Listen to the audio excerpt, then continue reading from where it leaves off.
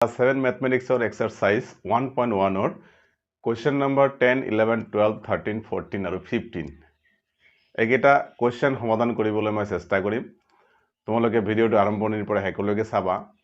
যদি ভাল পোৱা তেতিয়াহ'লে লাইক আৰু শ্বেয়াৰ নিশ্চয় কৰিবা আৰু মোৰ পেজ মেথছ মস্তি ফলো কৰিবা আৰু ইউটিউব চেনেল সলিউশন সাবস্ক্ৰাইব কৰি থাকিবা মই মেথছ ৰিলেটেড আৰু সায়েন্স ৰিলেটেড ভিডিঅ'বিলাক সময়ে সময়ে দি থাকিম তো question number 10 তোমালোকে দেখা পাইছে ইয়াতে এজন মানুহে এই স্থানৰ পৰা 14 কিলোমিটাৰ পূবে গল কিন্তু আন এজন মানুহে এই স্থানৰ পৰা 6 কিলোমিটাৰ পশ্চিমে গল তেতিয়া তেওঁলোকৰ দূৰত্বৰ অন্তৰ কি হ'ব এটা কমন পইণ্ট এই কমন পইণ্টৰ পৰা এজন মানুহে 14 কিলোমিটাৰ পূবফালে গৈছে আৰু এজন মানুহে সেই পইণ্টৰ পৰা 6 কিলোমিটাৰ পশ্চিম ফালে গৈছে সেই মানুহ দুজনৰ মাজৰ দূৰত্বৰ অন্তৰ কি হ'ব এইটো আমাৰ নিৰ্ণয় কৰিব লাগে তোমালোকে দেখা পাইছা A point A2 মই অঙ্কন কৰি থৈছো this is A point ইয়াৰ পৰা এজন মানুহে পূবে গৈছে 10 কিলোমিটাৰ এই A বিন্দুৰ পৰা আন এজন মানুহে পশ্চিমে গৈছে 6 কিলোমিটাৰ এতিয়া এই মানুহ দুজনৰ মাজৰ দূৰত্বৰ অন্তৰ কি হ'ব আমি কেনেকৈ লিখিম এইটো প্লাস কৰি দিলে হৈ যাব তো আমি লিখিম যে মানুহ দুজনৰ মাজৰ দূৰত্বৰ অন্তৰ সমান সমান কি এই বিন্দুৰ পৰা এজন মানুহে পূবফালে 10 কিলোমিটাৰ গৈছে তো 10 কিলোমিটাৰ আৰু এই বিন্দুৰ পৰা আন এজন মানুহে পশ্চিম ফালে 6 কিলোমিটাৰ গৈছে 6 কিলোমিটাৰ কি হ'ব 10 + 6 = 16 কিলোমিটাৰ এটো আনসাৰ হৈ গল তো এই কোৱেশ্চনটো তোমালোকে ধুনিয়াকে পজ কৰি পেলাই নোট ডাউন কৰি লবা মনৰ ছাত্ৰ ছাত্ৰীসকল এটা আমি নেক্সট কোৱেশ্চন লৈ যাম তোমালোকক এই চেপ্টাৰৰ আগৰ ভিডিঅ' বিলাকৰ লিংক এই ভিডিঅ'ৰ ডেসক্ৰিপচনত দিয়া আছে তোমালোকে চাই লব পাৰিবা এটা আমি নেক্সট কোৱেশ্চনত লাগবৰিছো এজন মানুহৰ হাতত 35 টকা জমা আছে কিন্তু আন এজনৰ হাতত 40 টকা ধাৰ আছে প্ৰথমজন মানুহ দ্বিতীয়জন মানুহতকৈ কিমান চহকী এজন মানুহৰ হাতত কিমান টকা আছে 35 টকা আছে আন এজন মানুহৰ ধাৰ আছে 40 টকা তেতিয়াহলে প্ৰথম মানুহজন দ্বিতীয় মানুহজনতকৈ কিমান টকা চহকী কোৱেশ্চন নম্বৰ 11 তোমালোকে চোৱা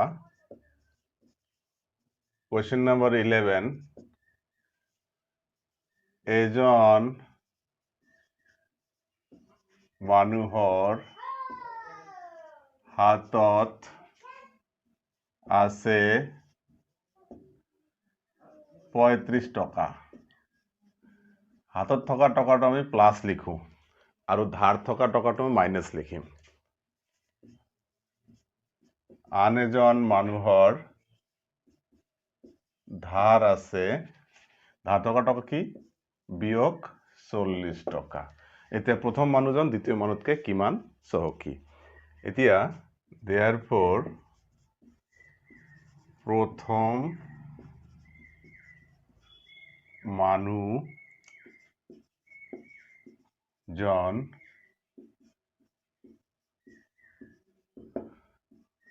দ্বিতীয় মানুহজনতকৈ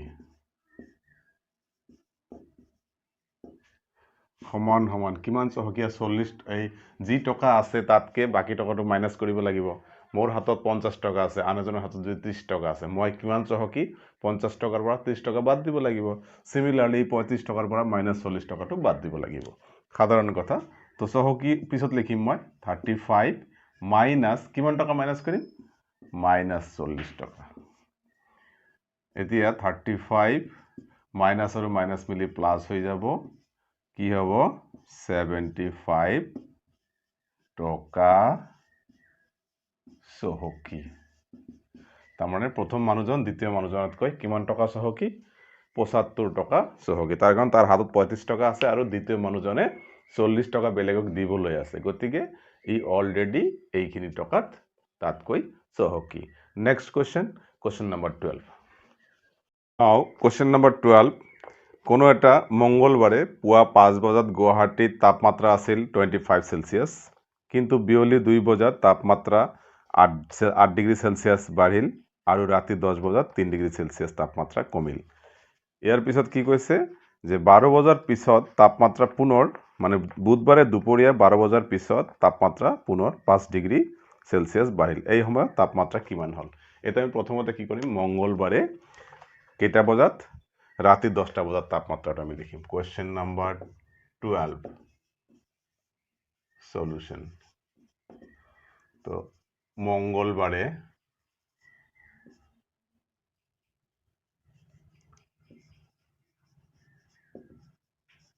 মঙ্গলবার রাতে 10 বজাত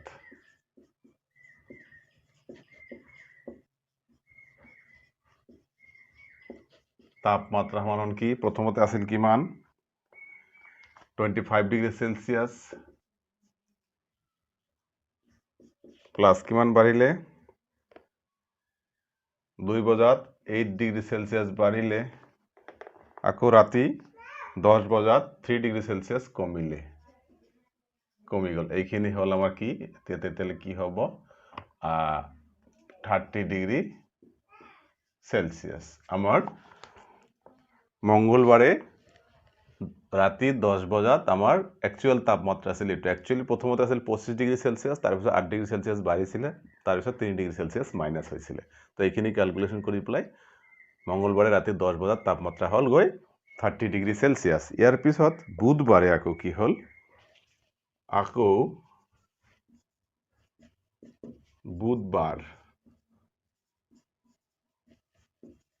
বুধবাৰে কেতিয়া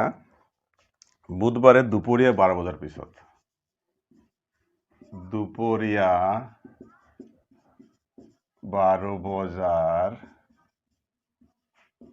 পিছত তাপমাত্ৰা কিমান কমিছিল 5 ডিগ্ৰি বাঢ়িছিল তাৰ মানে যেটো আছে আমাৰ আছে অলৰেডি তো 30 ডিগ্ৰি সেলসিয়াস অলৰেডি আছে প্লাস আৰু 5 ডিগ্ৰি সেলসিয়াস বুধবাৰে দুপৰীয়া 12 বজাৰ পিছত বৃদ্ধি হৈছিল গতে এইখিনি আহিব তাৰ মানে ফাইনাল টেম্পাৰেচাৰ কিমান হ'ব 35 ডিগ্ৰি সেলসিয়াস এইটো হল আমাৰ ফাইনাল প্ৰথমতে আছিল 25 8 ডিগ্ৰি বাঢ়িছিল আকৌ 3 ডিগ্ৰি কমিছিল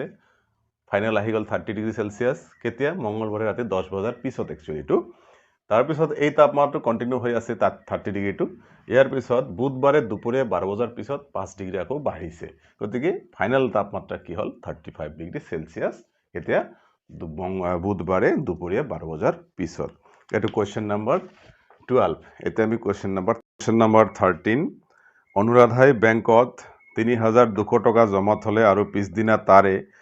2540 টকা উলিয়াই আনিলে টকাখিনি উলিয়াই অনাৰ পিছত বেংকত অনুৰাধাৰ কিমান টকা জমা থাকিব তো জমা থোৱা টকাটো আমি পজিটিভ বুলি ধৰো আৰু উলিয়াই অনা টকাটো নেগেটিভ হিচাপে ধৰো এই ধাৰণাটো আমি মনত ৰাখিম যেহেতু আমাৰ চেপ্টাৰটোৰ নাম কি অখণ্ড সংখ্যা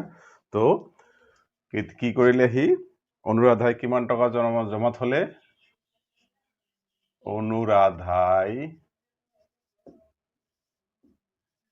জমা থোৱা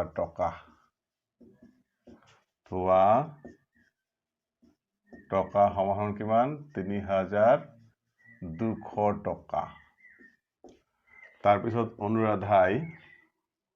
কি কৰিছিল তুলি আনিছিল না উলিয়াই অনা টকা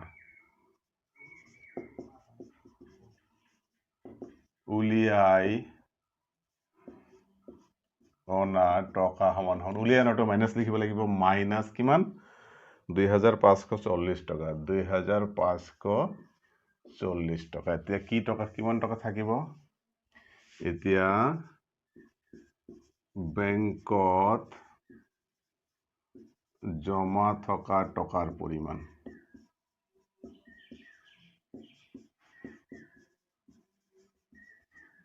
সমানকে বিয়োগ কৰিলে যি আহিব হেতুই হ'ব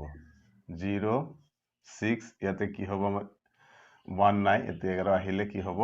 660 টকা এইখিনি টকা তাৰ মানে প্ৰথম দিনা 3200 টকা জমা থৈছিলে পিছদিনাখন আকৌ 2540 টকা উঠাইছিলে গতিকে এই 3200 পৰা 2540 টকা বিয়োগ কৰিলে 660 টকা আমাৰ উত্তৰত আহিব এইখিনি টকা এতিয়া বেংকত জমা আছে কাৰ জমা আছে অনুৰাধাৰ এতে কোৱেশ্চন নাম্বাৰ 14 কোৱেশ্চন নাম্বাৰ 14 ত কৈছে যে দুটা সংখ্যাৰ যোগফল -5 যদি এটা সংখ্যা 18 হয় আনটো সংখ্যা কিমান দুটা সংখ্যাৰ যোগফল হৈছে কিমান দুটা সংখ্যাৰ যোগফল সমান সমান -5 তাৰে এটা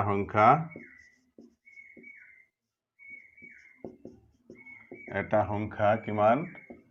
18 অতএব আনটো সংখ্যা কি হ'ব আনটো সংখ্যা সমান সমান যোগফলৰ পৰা এটা বিয়োগ কৰি দিব লাগিব তাৰমানে -5 -18 কি হ'ব -23 ধৰি লোৱা দুটা সংখ্যাৰ যোগফল 10 এটা সংখ্যা 3 আনটো সংখ্যা কিমান তো 3 10 ৰ পৰা 3 বিয়োগ কৰিলে 7 হ'ব সিমিলাৰলি দুটা সংখ্যাৰ যোগফল যদি -5 হয় তাৰে এটা সংখ্যা 18 হয় তেতিয়াহ'লে -5 আৰু 18 বিয়োগ কৰিলে যেটো হেইটোই হ'ব আমাৰ কি আনটো সংখ্যা তো আনটো সংখ্যা হল -23 এটো হৈ গল এতিয়া আমি কোশ্চেন নম্বৰ 14 লৈ যাম কোশ্চেন নম্বৰ 15 -23 লগত কি যোগ কৰিলে যোগফল শূন্য হ'ব 15 নম্বৰ কোশ্চেন তো -23 লগত কি যোগ কৰিলে আমি যোগফল শূন্য পাম তো -23 +23 যদি কৰো তেতিয়াহ'লে শূন্য পাওঁ গতিকে কি যোগ কৰিলে শূন্য পাম তো উত্তৰটো হ'ব আমাৰ কি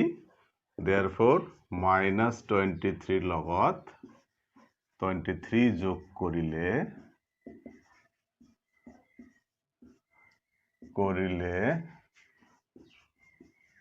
যোগফল শূন্য হ'ব এটো উত্তৰ তাৰমানে -23 লগত কি যোগ কৰিলে শূন্য হ'ব তাৰমানে কি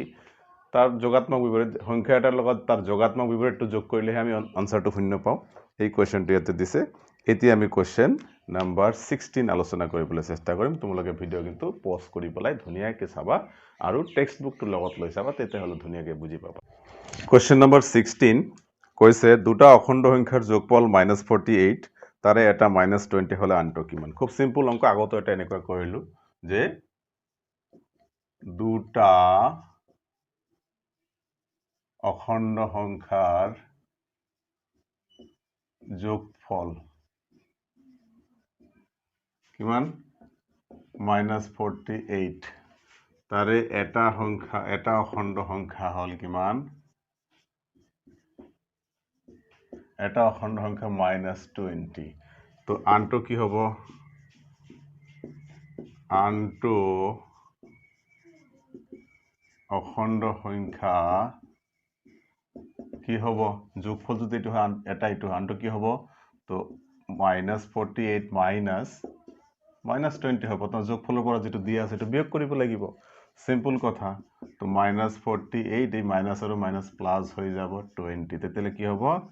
28 আনটো সংখ্যা হ'ব -20 যোগফল যদি -48 হয় তাৰে এটা যদি -20 হয় তেতিয়ালে আনটো হ'ব -28 মনৰ ছাত্ৰ ছাত্ৰীসকল আজি ভিডিওত এইখিনি লগ পাম পৰৱৰ্তী ভিডিওত ধন্যবাদ